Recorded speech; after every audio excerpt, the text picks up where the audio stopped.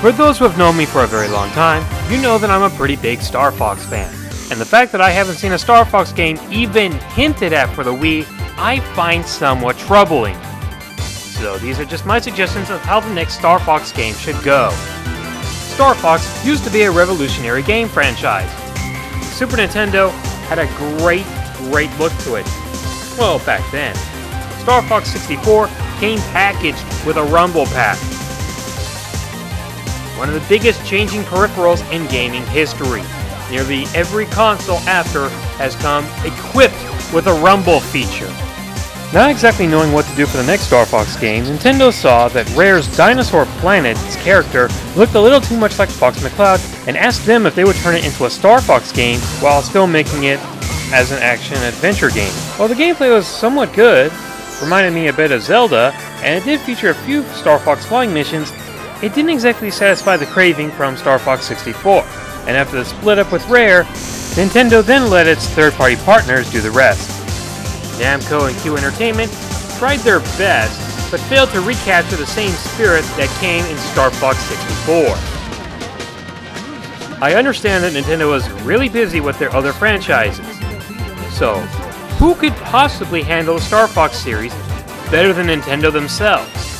Well, here's who I think should do the next StarFox game. Yes. Imagine how awesome it would be if Factor 5, now known as White Harvest I believe, did StarFox for the Wii. I mean, the Rogue Squadron series has to be known for their best work. Their graphics alone, the way they made that, come on. Nobody else can tap the processing power of a system better than Factor 5 could. Not to mention they're already familiar with how to do dogfights in battle, space, so what's the problem? Besides the fact that they don't exist anymore. Unless of course that rumor is true and they just rename themselves. But either way. Now imagine what kind of upgrades they can make to the StarFox series. Everybody complains about saving your teammates. Well, I see that as a way of being a good leader. But there's another way of being a good leader. And Factor 5 knew how to do it. Yes. Give your teammates commands. No, not like in StarFox Command. I mean like actually map out a command system for them. And you know that Wii Speak thing that hasn't really been used since Animal Crossing and the Conduit? What if you could actually talk to your wingmates and tell them what you want to do? That would be so awesome! Falco, cover me. Crystal and Slippy, take the left side. Of course, voice recognition in video games still hasn't yet been perfected, and most players haven't had a Wii Speak yet, so it would probably still be mapped out to the buttons on the D-pad. While on the subject of Wii Speak, how awesome would it be to have an 8-player online versus match using the Wii Speak?